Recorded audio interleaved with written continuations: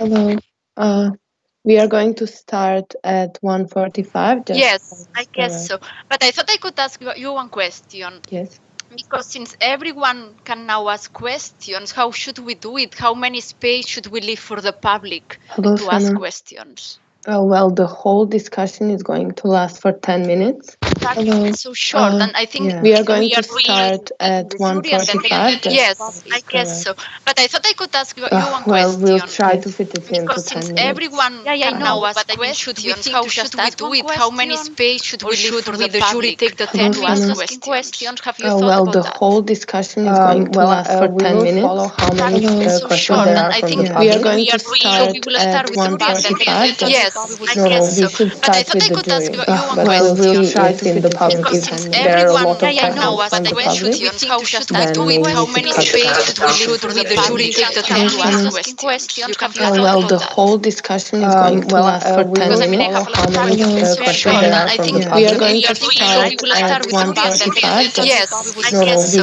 But I thought I could ask you one Well, question. we'll try to fit the public Because in. since There are a everyone lot of can now questions ask from the questions, public. how should we do it? How many space should we leave for the jury take the 10 to ask questions? Well, the whole discussion is going to last for 10 minutes. How many questions there are from the We are public. going to start at 1:45. Yes, I guess so. We should But I start thought with I the could ask jury. you one Well, question. we'll try to fit the public Because in. since There are a everyone lot of can now questions ask from the public. questions, how should we do it? How many space should we leave for the jury take the 10 to ask questions? Well, the whole discussion is going to last for 10 minutes. How many questions there are from the We are public. going to start at 1:45. Yes, I guess We so. should But I start thought with I the could ask jury. you one Well, question. we'll try to fit the public Because in. since There are a everyone lot of can now questions ask from the public. questions, how should we do it? How many space should we leave for the jury take the 10 to ask questions? Well, the whole discussion is going to last for 10 minutes. How many questions there are from the We are public. going to start at 1:45. Yes, I guess We so. should But I start thought with I the could ask jury. you one Well, question. we'll try to fit the public Because in. since There are a everyone lot of can now questions ask from the public. questions, how should we do it? How many space should we leave for the jury take the 10 to ask questions? Well, the whole discussion is going to last for 10 minutes. How many questions there are from the We are public. going to start at 1:45. Yes, I guess We so. should But I start thought with I the could ask jury. you one Well, question. we'll try to fit the public Because in. since There are a everyone lot of can now questions. ask Can we do? So, quite Hello, pleased. everyone.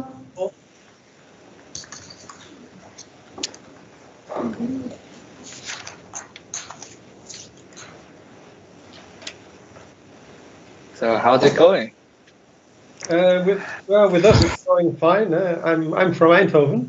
I'm actually I'm actually sitting at home.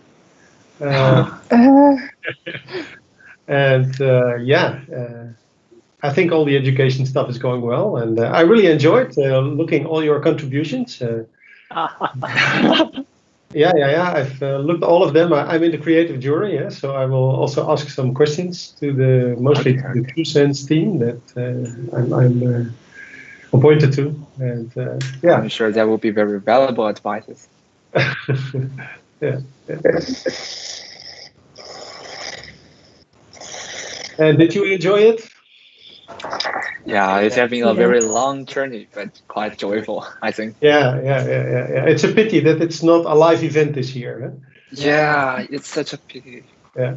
You see, the ceremony is very exciting, and we really want to participate on that spot. Yeah. I think you were the guy who did the rap, isn't it? That's Yeah. that's the one. I was really impressed by your passion in your presentation. I think that was really good. Yeah, well, while I'm looking at that video, I feel a little embarrassed because it's just, the videos are very formal and very inspiring art, kind of funny and that kind not very formal, but yes, I think we are doing not a bad job, eventually. No, I think it's very original to do rap. I think nobody did that. Yeah, it was great. It was magnificent. Yeah. You are all in. Most of you are from the TrueSens team, I think. You're from China. You're in China. Yeah. Yeah, of We are course. actually in the same room now. You can see it from our background. They are all written with. Are you in the lab? This looks like a Yeah, lab. we are in the lab. Yeah, it's a lab. It's a study room in the lab. Okay, cool. Yeah, I guess you have to cope with the time difference as well. It's not very convenient for, UTC +8 or 7 at the moment. Yeah, it's Well, actually, 7 o'clock. Yeah. Oh, that's okay. Yeah. Yeah. We just had a dinner. And, we just had lunch. Yeah, I have to we rush had through my lunch. a big meal together.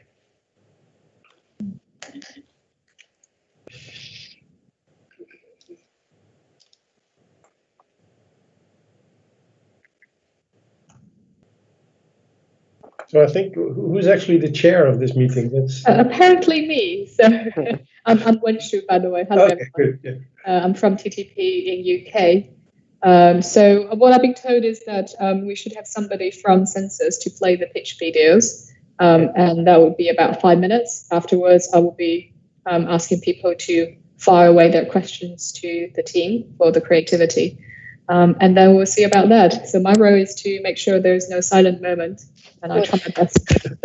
What I was asking at the beginning, but maybe you were not there, is how many space should we leave for the public to also ask questions? Exactly. So Yeah, should so what I was told is that I should see the questions coming through from the comment session. There's also a YouTube live where the public will be able to ask questions through that. But the questions will be directed from the YouTube channel to the Teams channel so that I don't have to watch the two sides at the same time. So they wouldn't have the chance to speak on Teams, obviously. So I'll kind of keep monitoring the Teams chat channel.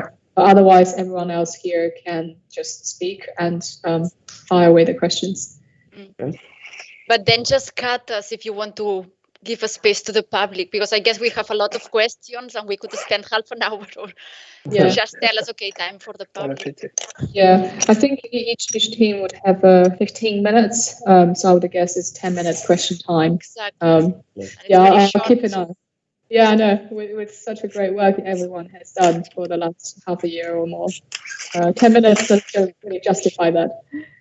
And I think there's also somebody appointed to a team. So certain people are specifically going to ask to TrueSense. Others are more specified for the Twente talk, and the third one is more for the what was the other one? The talk from Belgium, I think. Yeah, EpiSense, UT Plus, and TrueSense. Yeah, so 10 minutes for each. That's right. Yeah. Okay. So basically, I will kick off with the Chinese team, I think. TrueSense. Yeah, TrueSense. Okay, that's fine.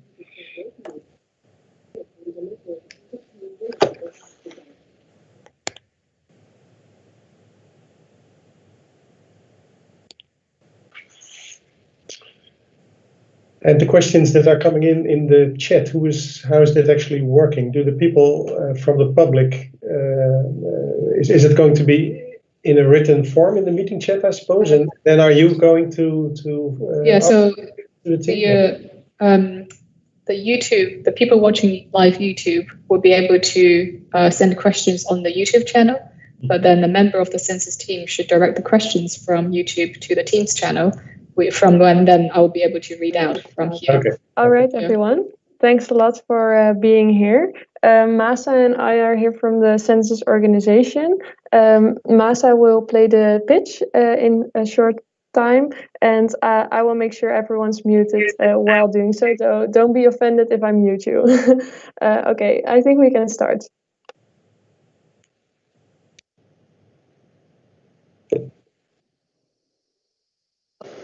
Hello everyone, I'm Yao from TrueSense of Eindhoven University in China.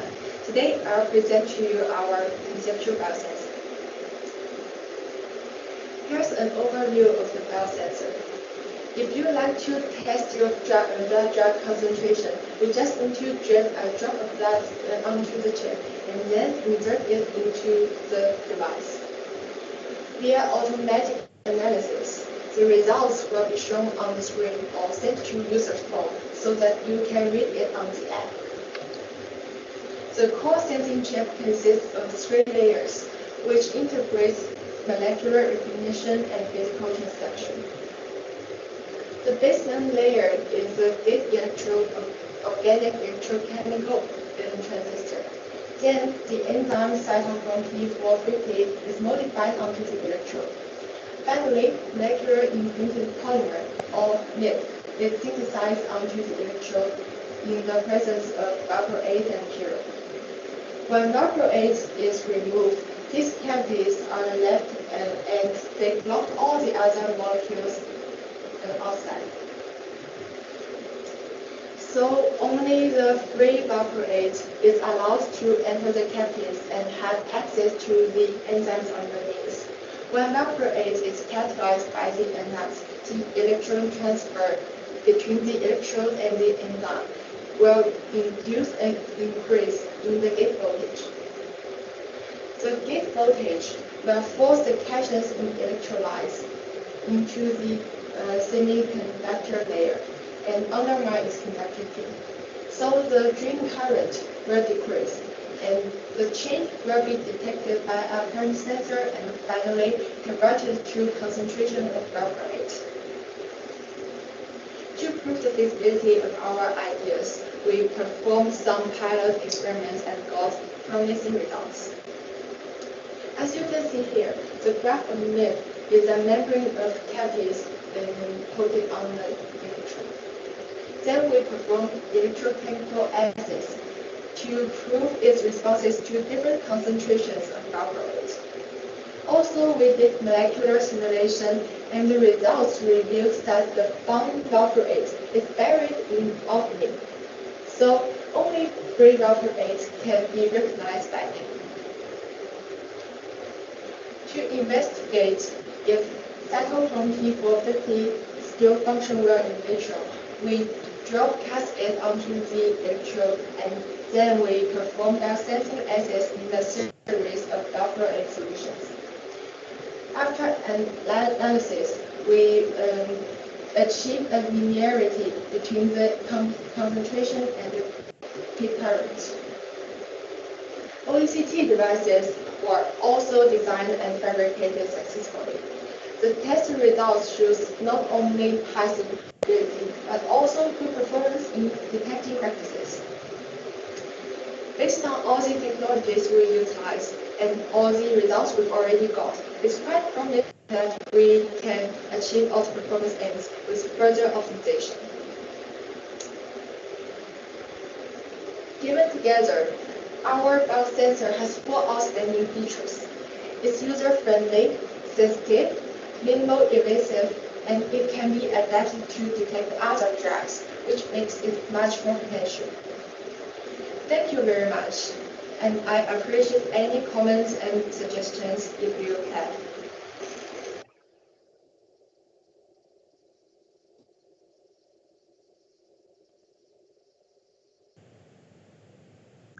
Great, I think that's a really good pitch. Does anyone have any questions? All right, Leo. Okay, I just unmuted myself. At first, I would really like to compliment the team with the achievement that you reached this year. I think in this particular difficult circumstances, I was quite pleased to see that you were even having some results in the lab. And that's also why I would like to ask a few questions about those results and also a little bit about the principle. I was actually quite intrigued by your attempt to use molecular imprinted polymers, because it's not an easy thing to use. And in fact, one of the things you did is you used a computer program, Autodoc, which you also showed a picture in the movie, in which you say, well, there's a specificity between the VPA and that matrix. And now Autodoc is basically designed for modeling molecular interactions. And that means that you have 2 specific structures and you just look how well they basically match. But in this case, your polymer structure is something that is not so clear what it should be. So I was wondering, how did you actually, how did you get to a structure to match it to, and why would you think that is unique? Actually, we use Autodoc to figure out the binding site between the albumin and the evaporate, rather than to check. Yeah, it's specific to evaporate. We did other experiments to prove that. It's in the previous results. So the Autodoc results actually reveals that our the evaporate is buried in the albumin. So our sensor could only detect free evaporate rather than all the evaporate in the blood. Yeah, I understand. Sorry, that yeah. if you're working for free, because it is only a hole in which the free evaporate will fit. Yeah, but I think the 3D configuration, the 3D configuration of the matrix around the molecule is something that's very hard to predict. And is that taken into account? That yeah, that's true. It's very hard to predict. So we did actual lab work to prove that. We did some electrochemical analysis to prove it's specific to evaporate. Yeah. Then another question: if there are more small fatty acids actually present in the blood plasma, would they also interact with the ferrocene? Did you check that? We didn't do the experiments to check that, but the MIP depends on the space shape, and also the different charges. So we guess that it can recognize evaporates to a certain degree specifically. Yeah. Okay, yeah, because to go to your experimental results, you showed that you had a kind of a dynamic range from 0.13 to 0.67 millimolar, what I understood. And I was a bit wondering, because this was measured in buffer, and it's basically a factor of 5 in the concentrations that you can measure. While if I look at the requests for the contest, they were going to supply you samples with within a range of something like 0.1 millimolar to 1.5 millimolar. So it's a dynamic range of more than a factor of 10. And I was wondering, of course, you did not check it in plasma, but do you think you can meet that in plasma? Because already in buffer, you are limited to a smaller range. I was wondering the 1 to 1.5 molar. You mean the free VP or the free VP? Free VP. The free VP, yeah. Sorry, but we didn't test this concentration in the experiment. We did something smaller, lower concentration. That's 0.16 shown in the PPT slides. So we didn't do the higher concentration. Yeah. Well, you actually saw a range, because you show a straight line. You see a relationship, but only over a limited range, actually. But that's okay. I think it's already nice that you see that. So that's. But well, I should ask a few critical questions as a jury. There's another thing. Maybe I can ask one more question. Yeah, go ahead. Okay. Also, during your talk, you showed a SEM micrograph or SEM image from the surface of the electrode when the MIP is on. And now this looks very inhomogeneous. I think it's just a drop cast. And when I see that, there are two things coming into my mind. One is, will it be reproducible from cartridge to cartridge? So first question is, did you check that? Did you measure more cartridges and see whether there's a different response? Sorry, I'm muting myself. Well, as we electrolyte our molecular imprinted polymer onto the electrode, it's I think this way is very homogeneous rather than other ways to synthesize MIP. So we choose this way. And from the other papers, it shows that electropolymerization could produce homologous membrane. Yeah, because the SIM micrograph doesn't really show that. Huh? And I can also imagine that, for instance, you talked about a time of 3 minutes for the sensor to react. So the VPA has to move into this molecular imprinted polymer. Yeah. And I suppose that when you have thickness variations over the electrode, the response will be very sensitive to the local thickness. So I could imagine that a non-homogeneous surface would have a very strong effect on your sensor. Yeah, that's a very good point. Thank you very much. Because we are just do pilot experiments and we even haven't figured out the concentration like that. So we should do do other experiments to ensure that the thickness is homogeneous. If I can just interrupt, maybe by controlling. Sorry. There's still a few minutes left, and after that, we will start playing the next pitch. Okay. So I'll continue. I think we can control the thickness by control our experiments some parameters.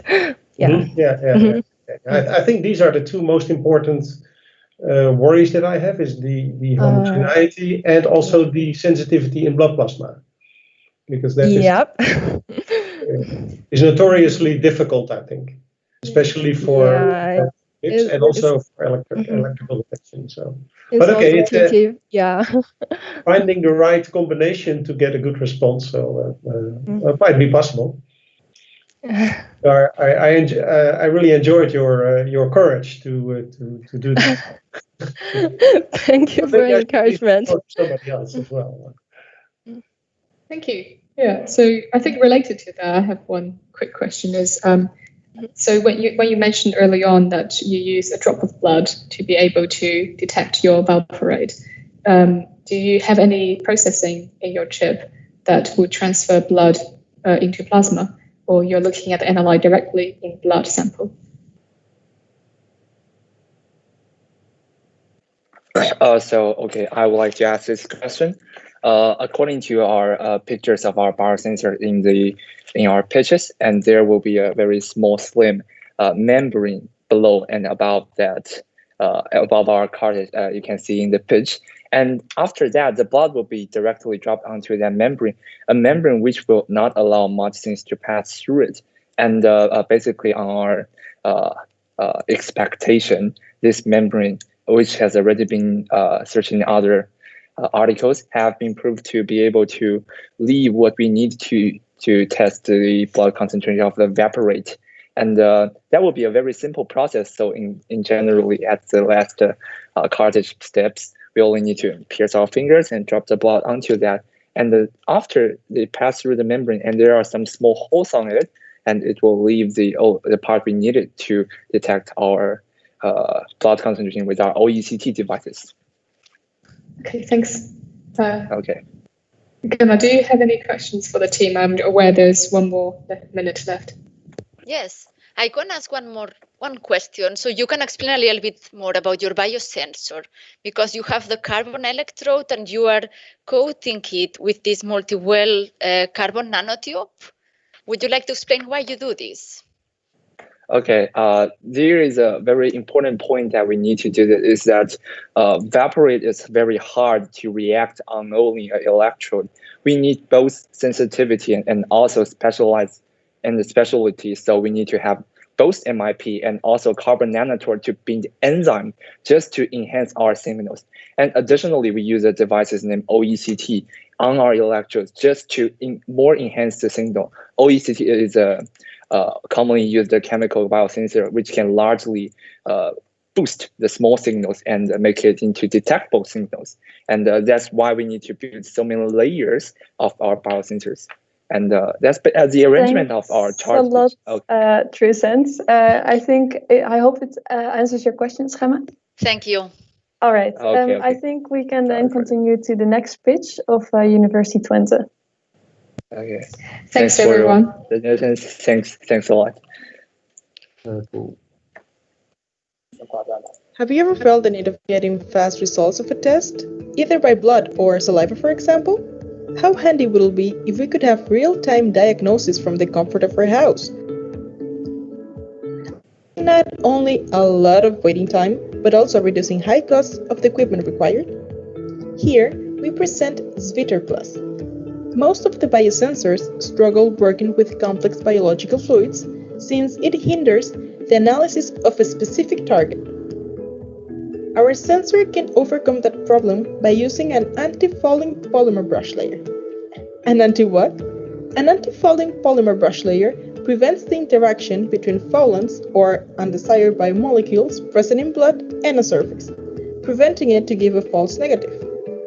This works thanks to interactions between water molecules and the molecules of the polymer. This creates a very strong water barrier preventing foulants to attach to the surface. Antibodies are used as recognition elements, and the free valproic acid floating on the sample can feel an attraction to them, binding specifically.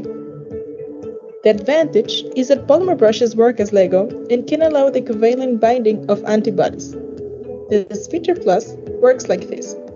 It's based on Coriolis principle, which measures the properties of a solution, such as viscosity and conductivity. The tubes of the sensors are vibrating at a specific frequency. When a change in a sample is made, this is detected by a change in vibration. Part of the sample will pass through a chip containing an anti-fouling layer composed of polymer brushes with anti-valproic acid attached at the end of them. When the sample goes through it, VPA containing it will bind to antibodies. The sensor will detect a vibration. The remaining part of the sample will pass through a second chip, being our blank.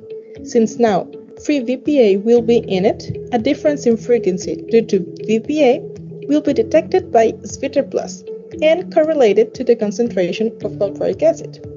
This is a very promising approach, and we rely that in the future it can allow us to achieve the goal of point-of-care devices.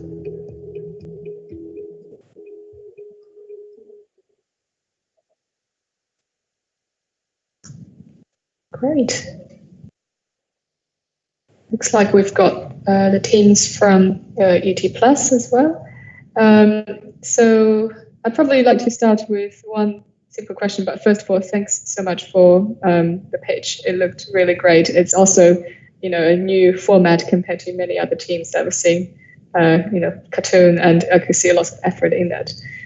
So my main question is really on the detection mode. I think the idea of using the anti-fouling layer is really clever. How do you differentiate free VPA versus serum-bound VPA in this case?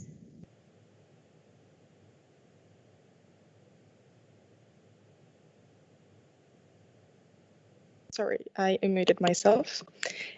We expect that since the one that it's containing an albumin, for instance, won't reach the antibodies that easily as the one that it's freely putting there.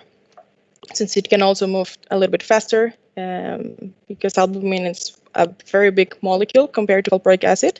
So that's mainly why we expect to bind free VPA. So do you know roughly what percentage of free VPA versus serum-bound VPA in blood, for example? Sorry, could you repeat your question? So you're saying that you're expecting that because of the molecular difference, the free VPN will be able to detect it, whereas the larger molecule wouldn't. Have you done the calculation to estimate what is the ratio of your free VPA versus serum-bound VPA? No, we haven't done that yet. Okay. Any questions from the jury? Go ahead. Sorry, I have to unmute myself.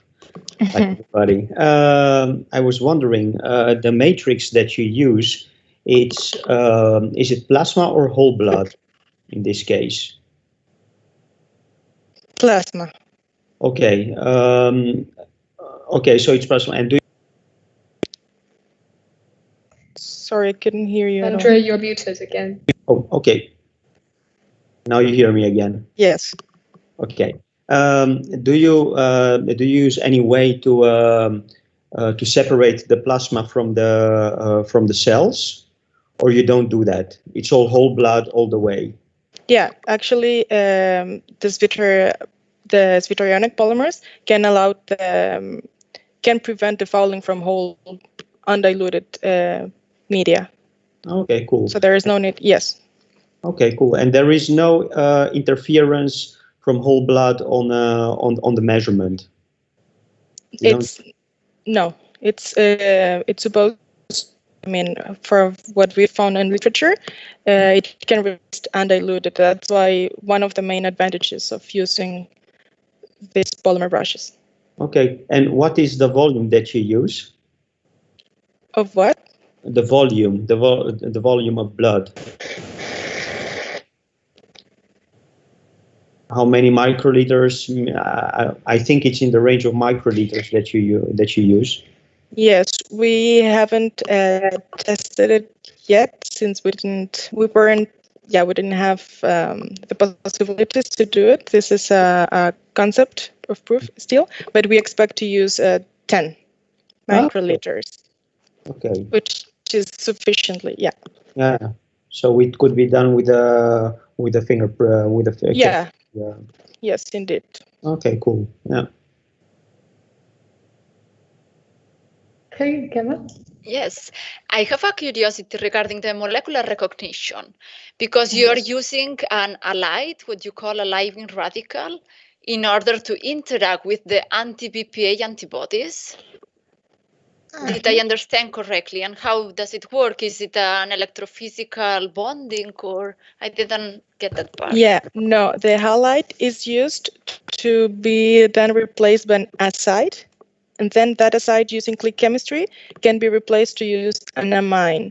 With that amine, it using ETC NHS chemistry, then can bind the carboxyl acids that are in the constant region of the antibody, and that can allow for a more oriented immobilization of the antibody.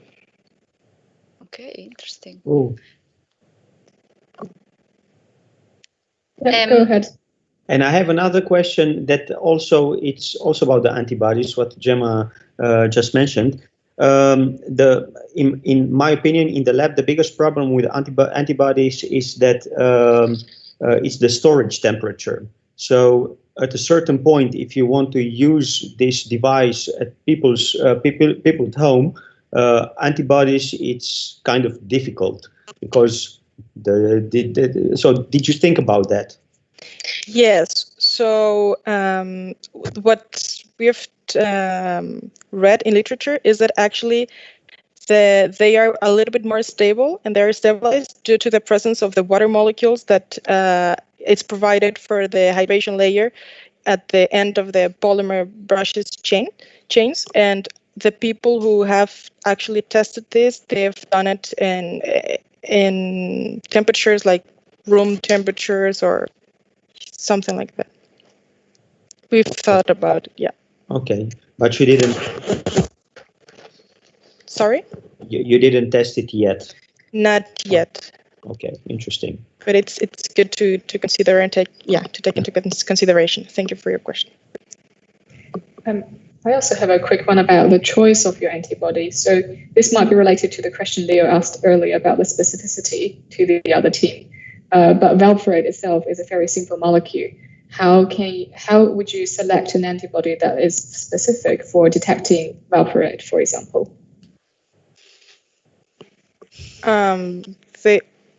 If I understand your question correctly, like you mean like how do I know which antibody to use?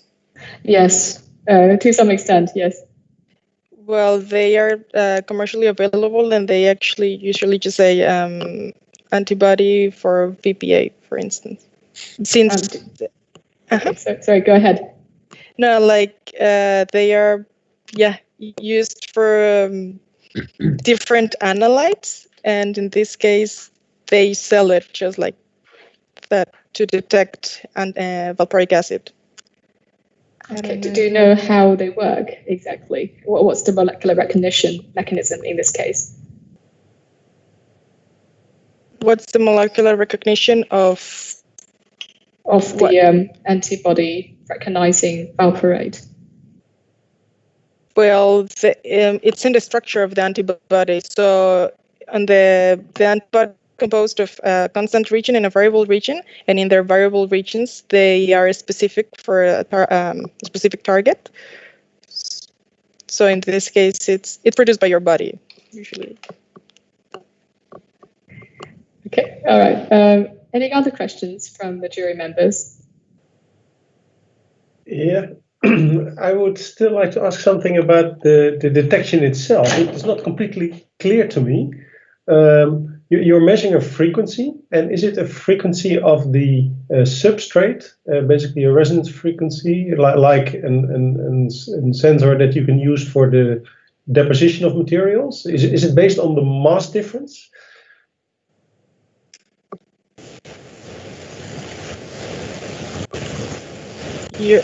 Wookie, unmute yourself. Did you understand my question?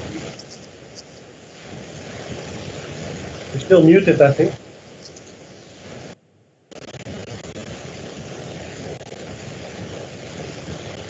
Try again, Chi.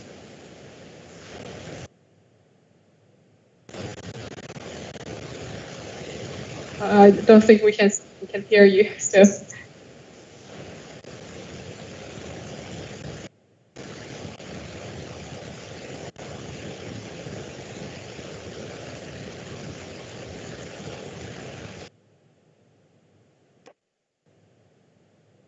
Maybe another team member that could answer the question.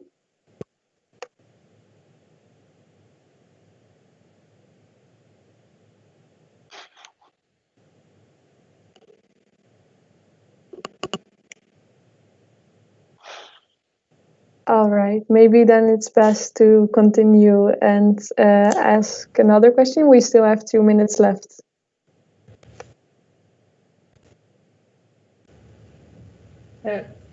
Gemma, you're muted. Sorry. I was wondering, you have this ultrasonic mixing integrated in the cartridge. Why do you have this, and how would you integrate it? So the ultrasonic mixer is just there to ensure that the sample is mixed properly, and we integrated it there to simplify the sample taking process. And what is exactly that you want to mix? We want to pre-mix the sample with the added components before it's tested. And that's because the anti-VPA would already be on place, and you would just be adding the plasma, right? Yeah, we want to make sure that the sample is homogeneous, and therefore we eliminate the risk of not having it diluted properly. Just to go on exactly on the same question, if you during ultramix, if you use the ultramixing, then you hemolyze the sample, so all your cells burst. Yeah, that's the thing that we will have to test in the lab, as we didn't really have an opportunity to do so. That's why the mixing range is so broad in the report, as we didn't have really opportunity to test it. All right. I hope this answers all the questions the jury members had so far. I would like to ask, first of all the team members to stay in the call, since we expect you to also listen to your other the other team's pitches, and we will go ahead and watch the next pitch. Thank you. Thank you. Thank you. Hello everyone, we are EpiSense. We aim to create a point-of-care tool that can measure free valproate and hence provide an easy and safe solution for epileptic patients. In this short presentation, we will go over the problem, the current solution we have, and also the future that we foresee for our technology. As an epileptic patient, one of the major concerns is knowing whether the valproate concentration in your bloodstream is high enough. Well, with the EpiSense biosensor, you can simply analyze one drop of your blood plasma on our cartridge and then just press a simple button on the device. Let's see what happens inside. At therapeutic concentrations, over 90% of the valproate binds to blood plasma proteins, primarily albumin. We are essentially interested in only the free valproate concentrations, since this is the active fraction. So a major component of our EpiSense system is to isolate the free valproate from the albumin-bound valproate. For this purpose, we use magnetic particles that will catch the albumin, and therefore the valproate linked to it as well. To implement this strategy, we have used albumin trap, which is composed of two wells. In the first well, we use external electromagnetic waves in order to mix the components and aid the albumin depletion. In the second well, the remaining magnetic particles are captured, such that only the free valproate molecules move forward. To accomplish signal generation in the EpiSense device, we use an interesting component called DNazymes. These are single-stranded DNA molecules that show catalytic activity. To generate fluorescence, the DNazyme binds to its complementary substrate. This way, the DNazyme will convert to its active conformation, allowing substrate cleavage and therefore signal generation. So it removes the light-blocking quencher from the light-generating fluorophore. We have shown experimentally that we are able to bind DNazymes to valproate. So at the detection zone, we create a competitive assay. And this is between the free valproate and the previously added DNazymes bound to the valproate. After a simple wash, we will add the substrate and generate the fluorescence. So the strength of this signal will inversely correspond to the amount of free valproate present in the sample. If we record a high signal, then we can say that the blood plasma sample had low concentration of free valproate. In this image, we show the proof of concept for our simple chip. This microfluidics technology involves having a red liquid, which represents the sample, the green and yellow colored liquids that denote the reagent, and the simple pump that is shown on the bottom, which composed of the working liquid, which is absorbed by the porous material, and hence the pressure gradient is created towards the right. As you can see, we have experimental proof of the pressure gradient. It is pulled towards the right direction. So the sample moves over the detection zone, which is the well over there, and then the green reagent follows it. What we can gather from this is that Simple is a self-powered system, as also cheap to make, and it has a programmable constant flow rate. So in conclusion, we give you the EpiSense experience in a nutshell. As an epileptic patient, you can apply one drop of your blood plasma to the chip and achieve an easy-to-read result. Other advantages are our unique magnetic particles used for mixing and albumin removal, the DNazyme-driven fluorescence. And by integrating all these components within an Arduino-based device, EpiSense will be one of the most user-friendly systems for epilepsy patients available in the market. At the end of the day, we hope for a happy experience for you as well as all epileptic patients. Thank you for listening.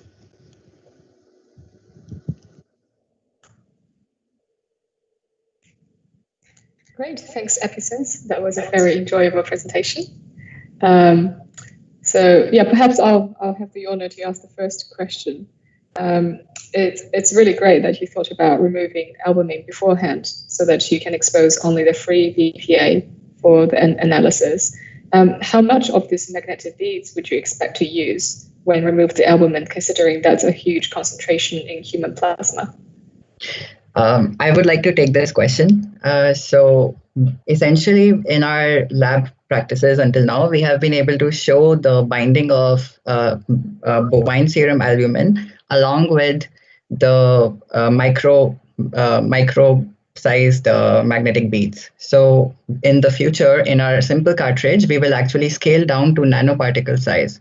And for this reason, if we assume that our blood sample is of 20 microliters, we have been able to calculate that approximately 1 milligram of albumin should be present inside. And with the albumin trap at our disposal, we will be actually able to remove 95% of it. And in an ideal case, we do target 100%.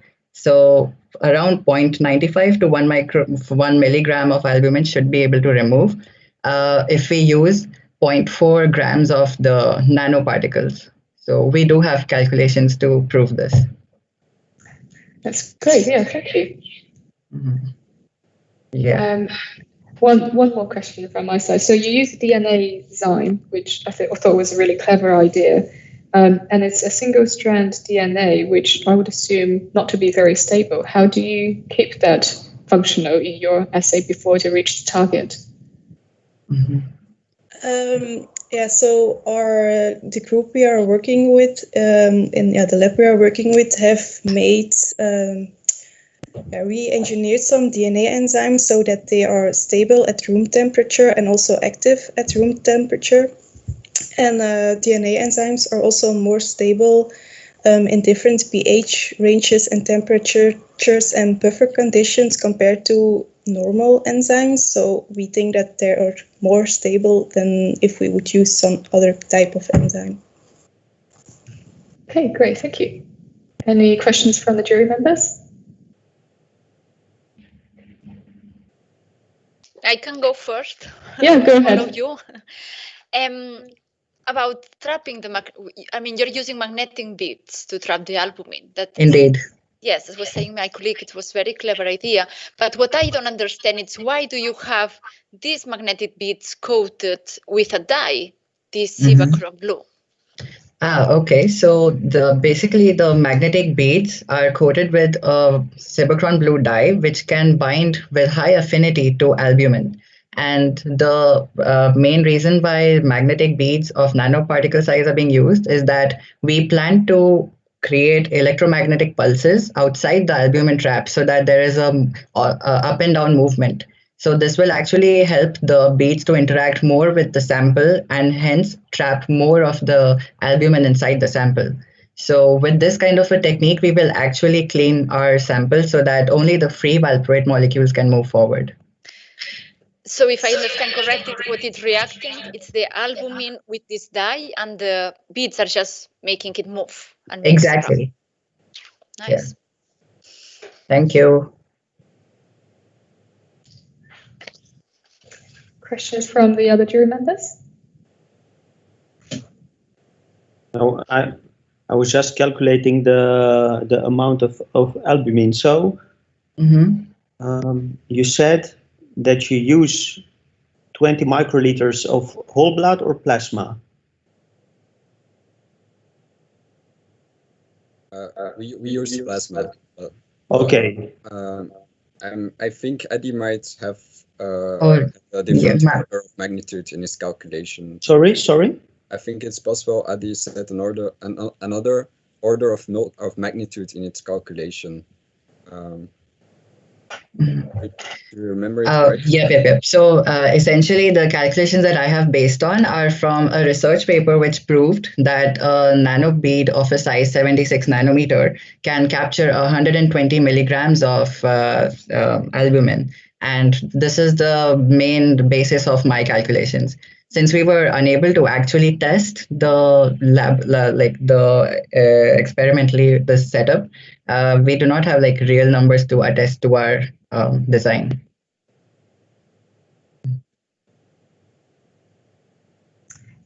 So I saw from the schematic that you would also allow your mag beads to travel through a small channel in your microfluidic device. How do you ensure that there is no blockage during this transfer of reagents? Torben, would you like to take that question? Yeah, I will. Actually the goal is that no magnetic particles will go to the second well, but it's just there in case if there are any magnetic beads with bound albumin that go there. But we did some experiments in the lab and the magnets that we use, the magnetic beads, they were really strong, attracted to them. So we assume none of them will go further in the microfluidic chip, but just in case that there are some that will move forward. Mm-hmm. And those magnetic beads, so they are attracted to the upside, to the. Yeah. And how do so you need an electrical current or something like that just to pull them up, I guess. Yeah, so we are not actually using permanent magnets. We will be using electromagnetic waves, and they are being generated as a pulse. So we'll be pulsing it in a up and down motion. Yeah, cool. Yes. Yeah, maybe I would like to ask something about that. You just said that you actually were planning to use very small beads of something like 26 nanometers. Did I recall? Is that correct?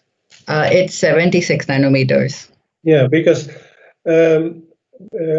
did you do a calculation on the magnetic field gradients that you need actually to be able to move those very small particles at a sufficient speed through such a chamber? Because usually people use magnetic beads and they have so-called superparamagnetic properties and a very strong response to magnetic field. And they have a larger volume. They're at least something like 500 nanometers. But when they get so small, the interaction with the field and the force that you can apply is much weaker. Yep. Did you check that? That's a very good point, and we did have it in our discussions. The only, that's the one drawback of our calculations. We did not incorporate this particular fact, and but thank you for bringing that up. It's interesting because the team in Eindhoven has a similar mechanism, and they calculated this for magnetic beads of something like 500 nanometer, and they concluded that they did not get enough binding capacity. I see. And that's why I was use Cybertron Blue. Yeah, but that's probably because you have much smaller particles, so you have a larger binding surface, so that might help you. But the drawback is that you need gigantic electromagnetic field gradients, and I'm wondering whether you can technically realize that. Yeah, we do not really have like tests to prove that, so that's one drawback. Fair enough. Yeah, thank you.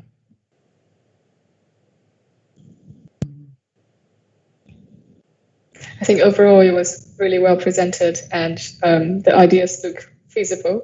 So I would say really well done to your all on the FSense team. All right, thank you so much. Thank you. Thank you. Thank you very much. Actually, we do still have 2 more minutes, so in case I can make else... one question, Go because ahead. you have a schematic in your report in which you indicate over time the fluorescent signal that you expect to see, depending if you have more or less BPA. So my question is, where would you take the result? Would you use the slope, or would you do in after a specific time point, or how do you think you would be able to quantify?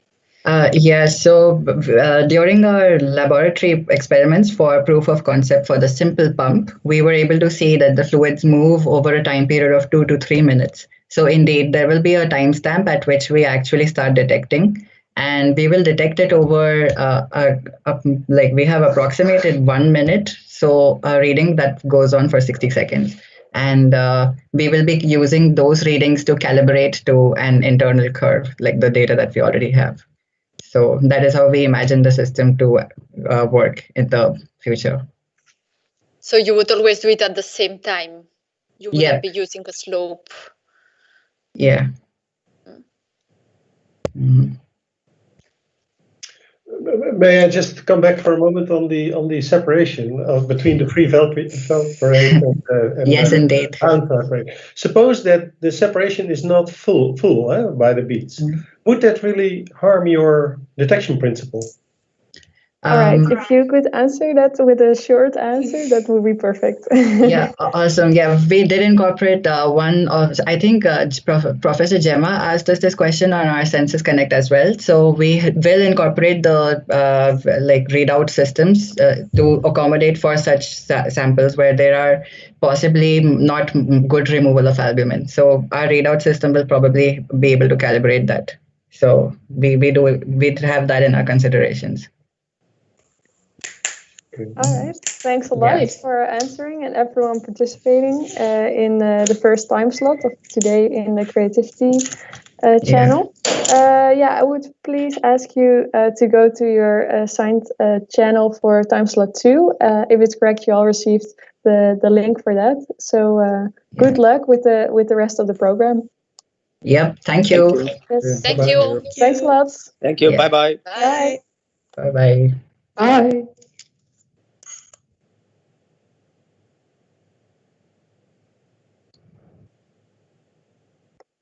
Hello. Hi.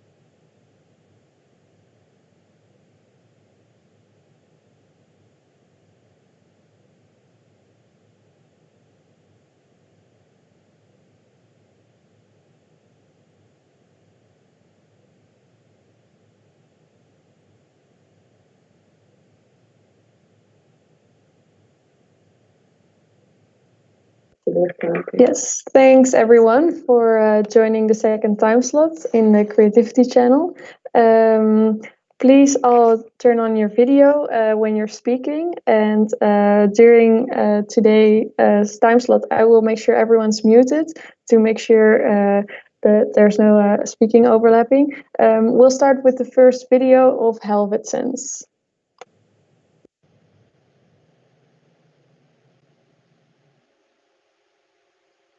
I'm sure, as kids, we have all desperately tried to fit that triangle into the circle.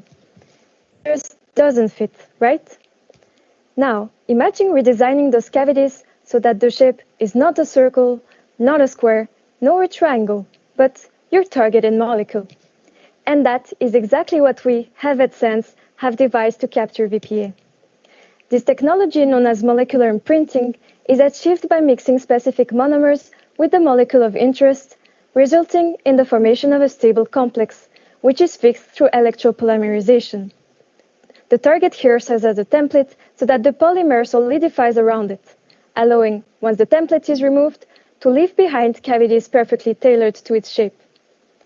The monomers are functional groups which provide complementary interactions, increasing thus the affinity of the cavity. In our case, monomers were chosen to mimic the natural binding site of VPA.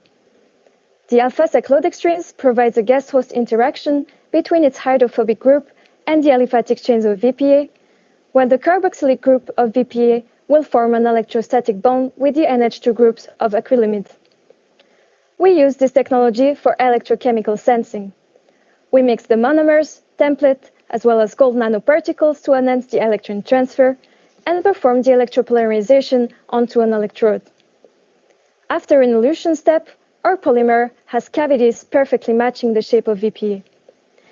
If VPA is present, it will bind to the monomers in the cavity. We will then be able to measure a current. But to do so, we need an electroactive probe, which will, in proximity to the electrode, generate a current that we are able to measure. We chose ferrocyanide. Why ferrocyanide? Besides being electroactive, its rather small size allows it to penetrate the binding sites of cyclodextrins with neat cavities. which makes it a great competitor of VPA. But those cavities have been specifically designed for VPA, which still exhibits a higher affinity for them, and that greatly reduces ferrocyanide binding to cyclodextrin. Essentially, the more VPA we have in our sample, the less ferrocyanide, and consequently, the less current is generated by the electrode. Hence, we obtain an indirect measurement of VPA concentration by measuring the different current peaks of ferrocyanide oxidation. To measure the current, we use differential pulse voltammetry, which consists in applying short increasing steps of voltage pulses and measuring the resulting current. The current difference at each voltage increment is plotted as a function of potential. A complex sensor to use, you may think. In reality, all of this happens in a black box. Yes, I mean a real black box. The user simply collects 20 microliters of serum using commercially available micropipettes and deposits it in the reservoir located at the electrode and preloaded 30 microliter of ferrocyanide. Our electrode is connected to a potentiostat and records the output current, which is converted to a concentration. The value is displayed on the interface and sent via our Wi-Fi module to the user app, which will keep track of past measurements and statistics. Our device presents many advantages. It's fast, small, and portable, while offering high stability compared to other recognition species such as antibodies. Our device also allows to measure free VPA directly and can be extended to other molecules. Thank you for your attention.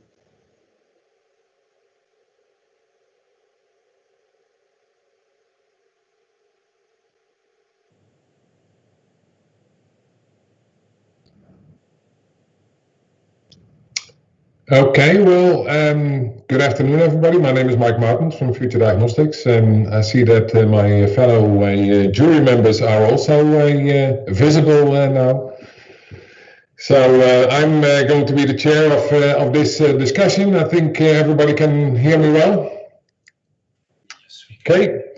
That's good. Well, I can start with the first question, but I think I will give my fellow jury members, the right of first refusal for a question. So.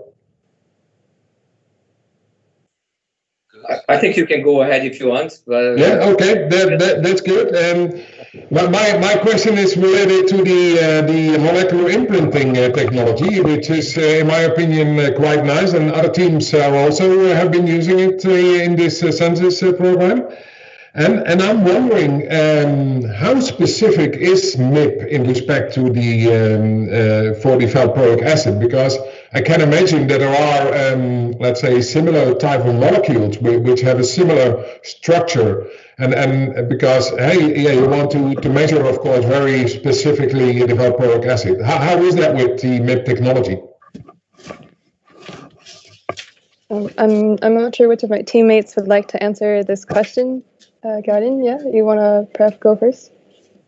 Okay, so considering the MIP, so yeah, it's quite a selective technique, and in terms of potential interactions that we can find in serum, so from what we've gathered by looking at the serum metabolite database, we looked at similar structures that could potentially interfere with our MIP, and the only one that is found actually in human serum is caproic acid. So this is a compound that we know is a possible interference with our MIP, but we are hoping actually that was one of the experiments that we were hoping to perform, but sadly COVID came along. So we were hoping to try and see how much this caproic acid would actually interact with our MIP, and that's something we are having a bit of trouble finding. In terms of possible interaction that this compound can do, it has one interaction less than VPA, so we assume that it would actually bind less to our surface. But the extent of the interaction is very hard to determine without experimental Yeah, I definitely can understand. And this caproic acid, in a concentration, from a concentration point of view, how is it in concentrate? Because hey, the concentration is relatively high in the system. I think hey, you even with a low cross reactivity, you can have already quite a signal. Yeah, so that's the major problem is that caproic acid is in the same range of concentration of VPA that we're trying to target. So that's why we know it's a potential problem, but we also know that there are probably ways around it. So either by performing experiment and finding out, doing an additional signal processing step at the end to correct the value or these sorts of things. But experiments need to be done. That's the only way to figure that out. Yes, yeah, trying the hard way. Yeah, no. Okay, thank you very much. Next question, if I can. Sure. I'm Attila Sheep from Hungary. Obviously the specificity is one of the more important ones, but the efficiency is the other one. So how can you capture, how can be sure that you capture all of the molecules that you are interested? And that's one of the questions. The other one is, how do you calibrate your system that you are not saturating it with a free VPA? So if you have two holes, you know, in your sensor and you have 1,000 molecules, then you are out of luck.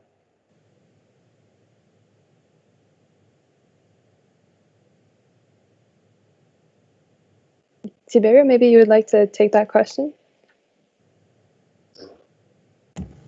Okay. First of all, for the calibration, we developed different methodologies, and we rely mainly on the PCR.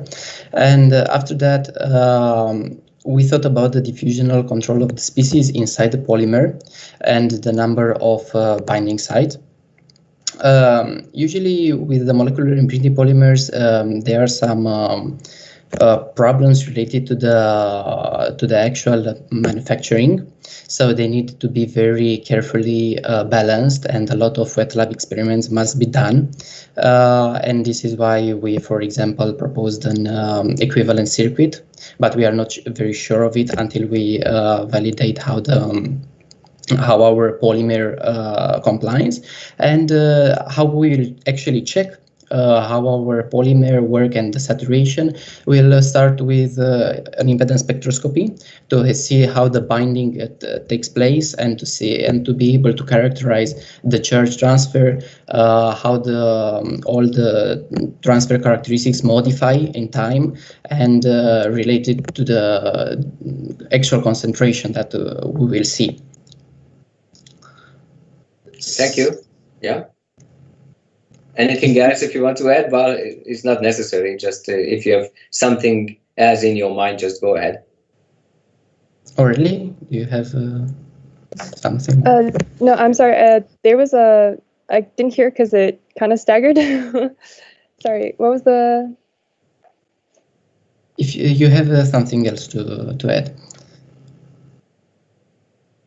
No, I think it's fine. I know that it's also possible to optimize the number of binding sites that you have, with as well the different concentrations of the monomers that you're using. So, but besides that.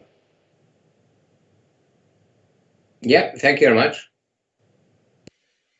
Well done.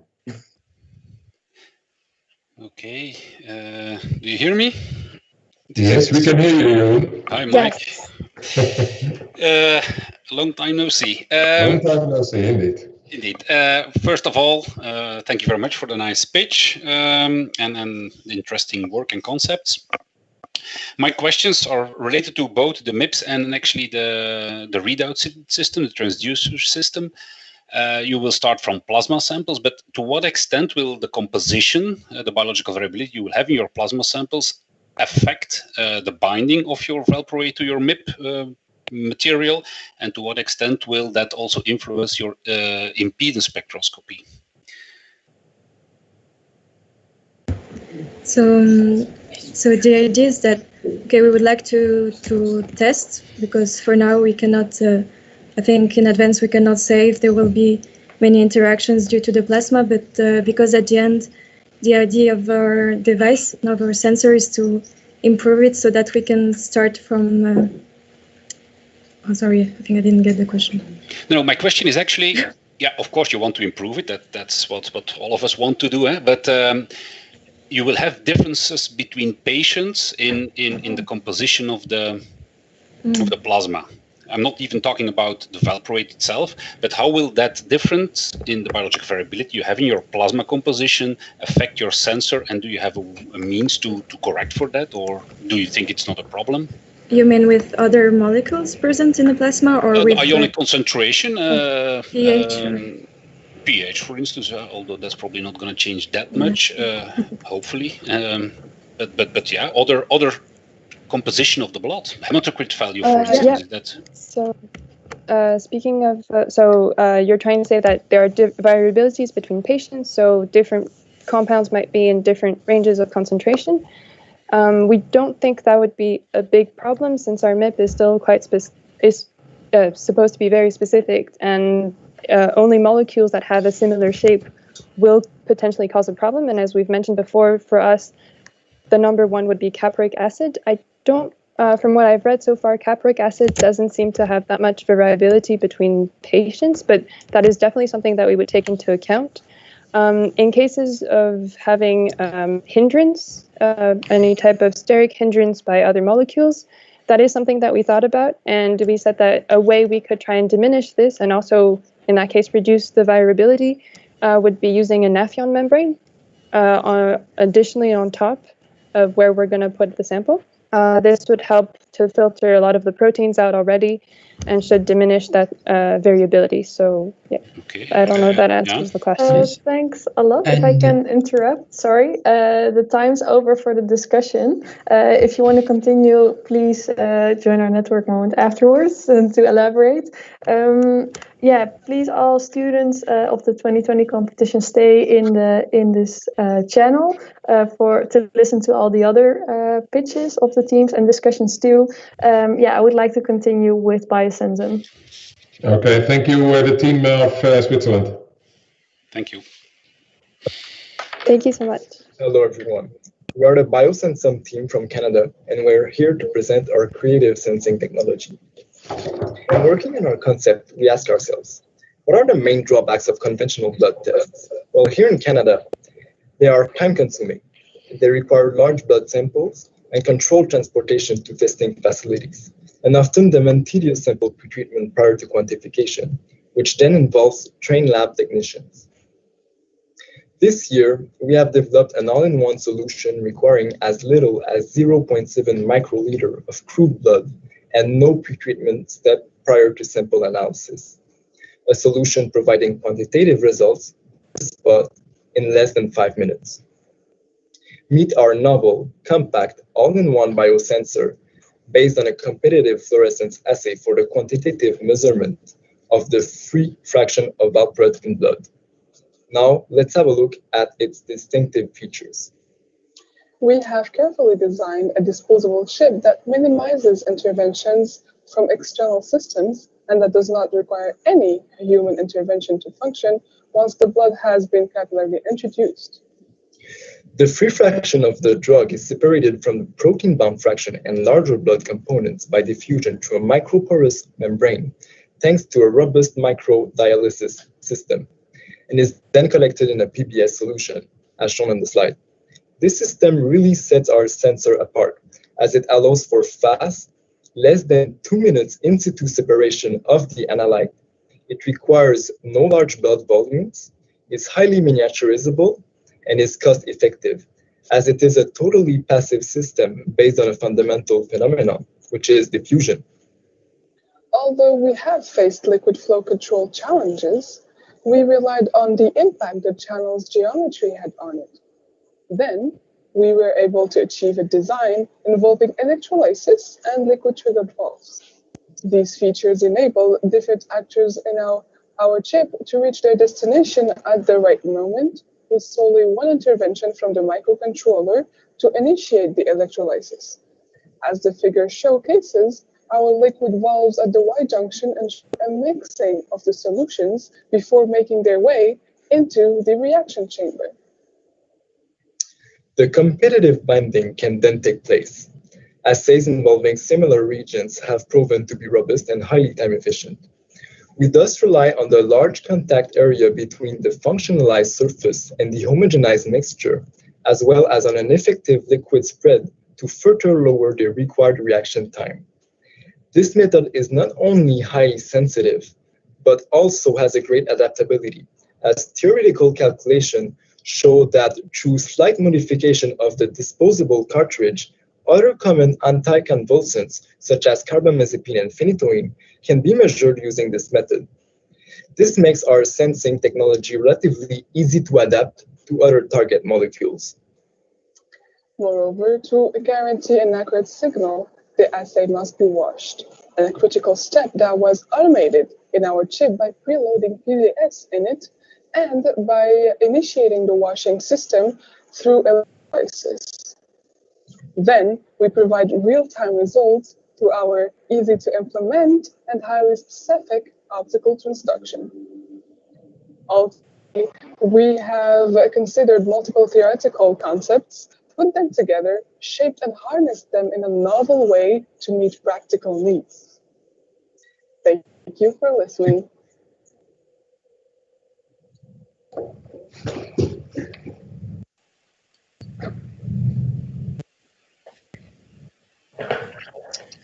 Okay, well, thank you very much for this very nice pitch and for the explanation. Yeah, if my other jury members are okay with it, I will start with the first question again. So, in your pitch, you're mentioning that your dialysis is rather fast. How fast is it? And related to that, because I think you're talking about a couple of minutes in respect to the dialysis, and your system. How does that take into consideration, let's say, disturbing the equilibrium between the bound and the free form of the valproic acid? Jeroen is smiling. You have the same question, I think. I had exactly the same question. Okay, good. So thank you for the. Go ahead. You can go ahead. Okay, good. So in terms of efficiency and in terms of time, the microdialysis step, we say that it should take less than 2 minutes. And this is according to calculations. And the reason why we can achieve such short times is by tuning the relative volume between the compartment in which we introduce the blood sample and the compartment containing the PBS on the other side of the membrane, and also by tuning the exact dimension of these two compartments. Also, another thing that we can exploit to make the analysis faster regarding microdialysis is the properties of the membrane itself. By increasing the number of pores on it, like the porosity and the surface area of the membrane, we are able to achieve really short times according to calculation. And we also took into account the fact that there are no mixing. So we also took into account that it is a passive system. So we also had a correction value in order to make sure that although it might take longer, then it still take a short amount of time. So Asma, maybe you would like to continue? Yeah, maybe to add for the second part of the question, for the equilibrium, well, with the help of our microdialysis system, we can prevent the bounded valproate to get into the reaction chamber. So we already separate our sample in the device, and then for the fluorescent component, with the help of our Y junction, the liquid triggered valves, we ensure a diffusion between the two liquids permitting a certain mixing of the two solutions before they get into the reaction chamber, where they can have a similar chance of binding with the antibodies. Does that answer the question? Yes, it does. And do you also have a quite large area of contact between your initial sample then and your dialysis membrane? Because I guess diffusion, then you want to have quite a large surface area. I'm sorry, I didn't quite understand the first part of your question. No, whether the contact area between your sample and the dialysis membrane, is that rather large? Because the ratio is quite important for your time.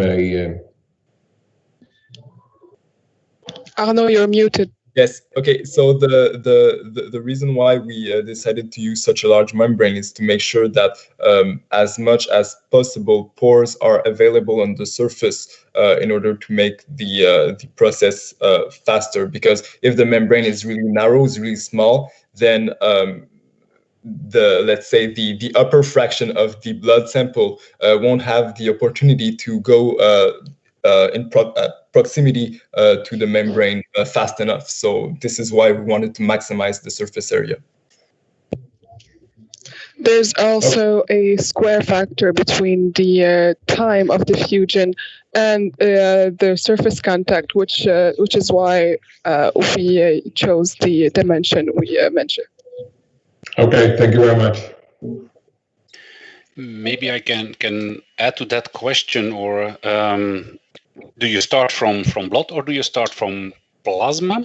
And what is the chances of having your pores blocked because of all the other components that you will have in your blood? Okay, so that's a really good question as well. We were planning to start from crude blood, as it might be advantageous because it does not require any pre-treatment step. Regarding the clogging of the pores on the commercially available membranes have a diameter of 0.4 microns.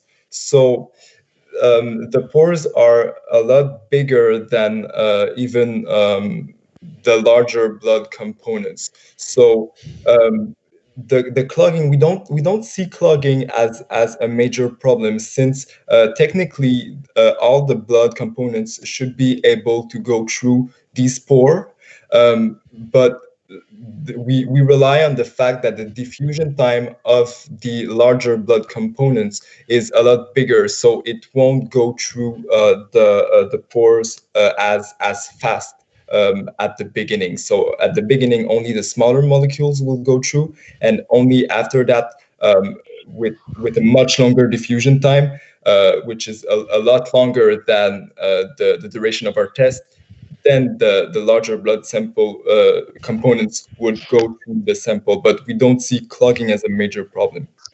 Mm-hmm. If it might help you to see a bigger difference, for proteins, they might take hours for them to diffuse through those pores, as for our target molecules, it will take a few minutes or less. Mm-hmm. That's correct, indeed. Am I correct that the fluids on both sides are standing still, or is there a movement of the fluids during the microdialysis process? During the microdialysis process, the fluids are static. They are standing still, waiting to receive the analyte. And do you think it would be an improvement if you would make it a dynamic separation? It would definitely be an improvement in terms of analysis time. But at the same time, on a technological part, it might be really an involved process. It would make the cartridge a lot more expensive from what we think. And we already adjusted the dimensions. So even if both liquids are still, we take that into account in our calculation. So even if there is no mixing, so the process might be a bit longer, well, we took that into account in our calculation to make sure that the diffusion time is still reasonable even without mixing. Okay, well, yeah, I agree with most of your comments. I don't know whether it will be, looking at the complexity of your microfluidic cartridge already at this point, adding two channels, parallel channels separated by a microdialysis membrane through which you can pump the liquids or move the liquids is probably not going to make it that complex. Okay. But I'm not sure if I understand quite well your question, but the liquids are static at the beginning, but they do move like a flush system to get faster to the reaction chamber, as that's why the electrolysis system when the bubble is created, it's there to help to initiate a certain movement within the liquid to help all the reactant reach their destination. That's something I understand, but that means that you increase actually the binding to the surface, to the antibodies on the surface. But in the same flow, you could maybe also improve further your dialysis, microdialysis, by sending blood to the right and your microdialysis liquid to the left, and then you have the maximum gradient for the process. That would definitely be a point that we could experiment on once our laboratories are open. Open again. Okay, good. Thanks a lot, everyone, for your input, and Biosensor for the pitch and your explanations. I would like to continue to the next pitch of today of Ausense. Please all stay in this channel, and let's watch the next video. Thank you. Hello, this is Aya from AUSense Team Egypt. To start with, epilepsy is a debilitating disorder that does not only leave a negative impact on the patient's life, but also the whole family get influenced and traumatized. As we all know, the molecule of interest for this year's Sensus competition is Valproac Acid. Valproac Acid is one of the top choices as an anti-epileptic drug, considered as a first-line treatment for many types of seizures or a first choice for many neurologists to treat their patients who suffers from seizures regardless of the cause, whether epilepsy or not. However, Valproac Acid is a little bit challenging, as it has a very narrow therapeutic index, which means that it can cause toxicity easily as the safe dose range is narrow. So for a neurologist to adjust its dose, he needs to check first the Valproac Acid level in the blood.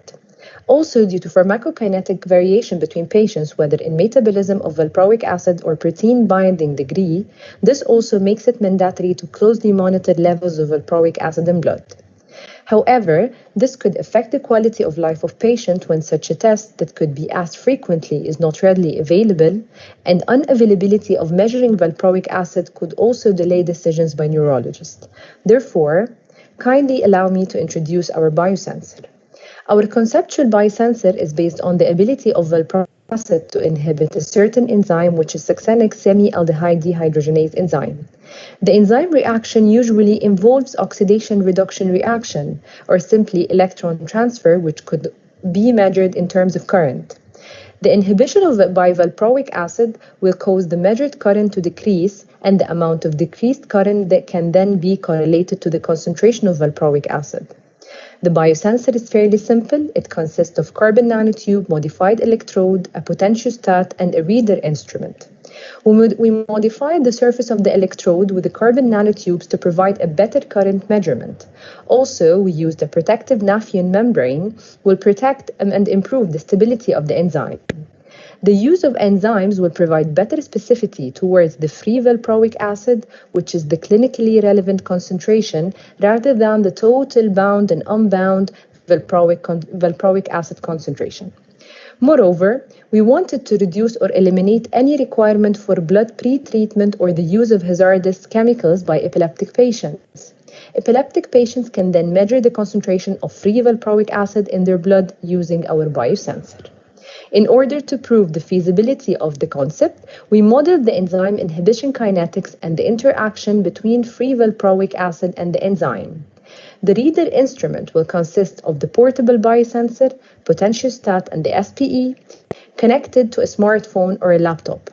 Our own easy-to-use application built using PalmSense SDKs for Xamarin and WinForms for Android and PC, will feature cloud storage so that patients and physicians can have access to medical history. Patients will measure the free valproic acid concentration according to the recommended protocol using the electrode connected to the potentiostat and PC or smartphone. Then the concentration of the free valproic acid will be displayed using the application. By now, you all know how our biosensor is operating. Thank you for your time.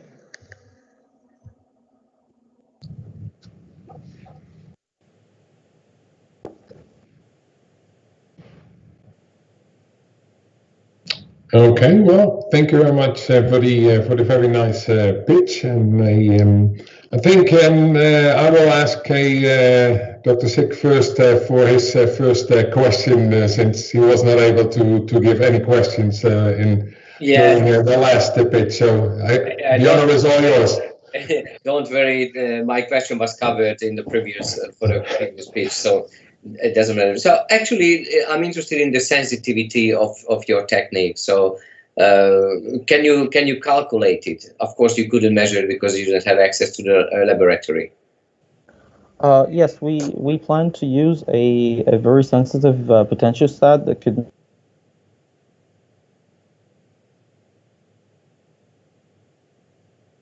I think I can't hear you anymore. Yeah. Hello? Try it again, please. Yeah. Oh, okay. So we plan to use a very sensitive potentiostat that could measure a very sensitive current ranges, which usually range from 100 nanoamperes to 500 milliamperes. It means what in concentration wise? So what is the VP concentration that you can measure? If it's a concentration, yes, if it's a concentration wise, we have to determine this experimentally, for example, using a standard curve in different concentrations, and using the electrode or the biosensor to do this standard curve and determine the linear range or correlate the peak current with the concentration ranges. And if it's also, as a concentration wise, we also we're using a multi-walled carbon nanotubes in order to increase the sensitivity to the binding events. Thank you. Okay, thank you. And the question there from my side, and I also asked it in the previous discussions. What is the influence, let's say, of your system related to the equilibrium of the free and the bound valproic acid? Will there be any changes so that whenever you bind the free valproic acid, that you will have, let's say, bound valproic acid go to the free form, so that you have an overestimate of your value? Well, we depend mainly on the specificity of the enzyme to the free valproic acid, but we didn't take into account if there's any equilibrium from valproic acid being bound to unbound. But we mainly focus on the measurement of the free valproic acid instead of the bound. What is the ratio of free versus bound? Is that a few percent, or how much is that? I don't know. I think this depends from patient to another, because some patients, for example, could have hypoalbuminemia. It means that the albumin, the concentration in their blood is actually low. So this percentage is really is highly variable. So we didn't consider this point in our biosensor. We're just focused on the specificity of the free to the enzyme itself and measure the actual concentration at the time of measurement. Yeah. Would it then, taking that into consideration, let's say, that the concentration of albumin is also quite important, would that also mean that you maybe would also need to measure the albumin concentration in a patient? No, it doesn't require measuring. If we were to consider this equilibrium, yes, then we have to measure the bound. The albumin concentration in the patient. But if you're going to determine the free valproic acid at the time of measurements, this I think this is not going to be a problem when you try to measure it using our biosensor. Well, but I understand that you were saying that the amount of free valproic acid is depending on the amount of albumin. Yes. I can answer the bound here. Yes. I can also add that the neurologist himself, if upon deciding the dose of the valproic acid from the beginning, you need to know the level of the albumin in the blood to avoid toxicity. So upon trying a certain dose and then measuring the level of the valproic acid in the blood, he will know that the free valproic acid is within the normal range or the safe range or not. Okay. So that's not our decision. It would be the neurologist's decision. Yeah, understood. Jeroen, any question from your side? Well, actually, most of the things were discussed, but I'm really also intrigued by all these equilibria that happen in the human blood, because is it really a fast release from the bound valproate towards the unbound form? Is this something that takes seconds? Is this an equilibrium that establishes very slowly? Do we have to take that into account? Can it bind also, because we're always talking about BSA or the albumin, but can it also bind to other molecules in the blood? Do you have an idea about that? And how is that going to influence your sensor then? I can take that question, Vishori. No, actually it's not very fast, because the protein binding in general inside the pharmacokinetic properties of the drug is not very fast. Also, can you repeat the question again, because it has more than one aspect? Yes, I will try to, because indeed it has several aspects. No, are there other molecules it can bind to in blood? The valproate? No, it's not. It only binds to the albumin, and it's not easily released. Actually, it could be irreversible. So that wouldn't be a problem. In general, there is a pharmacokinetic variation between one patient and the other, and that would be the neurologist's decision. As I said before, he will need to check the protein profile of the blood of the patient, and upon that, he will try a certain dose. And actually, the valproic acid, to decide a certain dose, it will be a trial and error, and to check if it's within the therapeutic range or not. Yeah, and then what actually happens in? Does the BSA concentration or the albumin concentration in blood, does it fluctuates over time in a patient? In epileptic patients, it could be possible, because the anti-epileptic drugs in general affect the liver functions, and the albumin is mainly synthesized in the liver, so that could be variable upon the treatment plan or something like this. Okay. So it has to be monitored regularly. Okay, and another question, in your whole enzymatic cascade, are you sure that even bound VPA cannot get involved in that process? Yes, we actually did a molecular docking in order to, because we didn't get a chance to check in the lab, so we did this modeling to show the kind of interaction that could happen between the free valproic acid and the enzyme, and actually the model showed that it's an irreversible inhibition, and there couldn't be any interferences from the bound valproic acid with the enzyme, because the enzyme is very specific to the substrate. Yeah, but how is it positioned in that molecule, the valproic acid in the BSA complex? Is it internalized, let's say, when it's bound, or is it just bound to the outer part of the protein, and as such is still maybe accessible for the enzyme? I'm sorry. Can you repeat this part again? You say you did molecular docking, but the molecular docking was on the valproate with the enzyme. But did you also check where the VPA is bound to the albumin? Is it really internalized in the protein, let's say, or is it on the outside? Because if it's on the outside, it can contribute to your cascade. Yes. Okay. So we could determine this experimentally by, for example, doing the enzyme assay with only the bound valproic acid, and see if there is any enzymatic reaction or inhibition to the enzymatic reaction caused by the bound valproate. Mm-hmm. Also, I'd love to add that in general, if the valproic acid is released when the free valproic acid is consumed, that would affect the whole profile of the drug, regardless of the biosensor. So it's irreversible. bounding to the protein, because normally the albumin gets metabolized and a new albumin gets produced by the liver. So it's irreversible binding to the albumin. Okay. Yeah. Thank you. You're welcome. One small question from my side still. How is can your sensor be used as a platform? So can it, let's say, be able to detect other analytes in the future? Yes, of course. Other analytes could be used in the future if you were to modify the type of enzyme being used. Okay. All right. Thanks a lot, everyone. I think this is the end of the last discussion. I want to thank all of you for participating in and having a look at all the pitches and the questions and answers given. In 5 minutes, the program will continue via the live stream with our keynote lecturer Alain van Gol about innovations in personalized healthcare. After that, the award ceremony will take place. So all participants and jury members are, of course, invited, and after that, the closing. So thanks a lot again. Thank you. Thank you. Thank you. See you soon. Goodbye. Good luck. Bye. Thank you. Bye. Thank you. Bye-bye.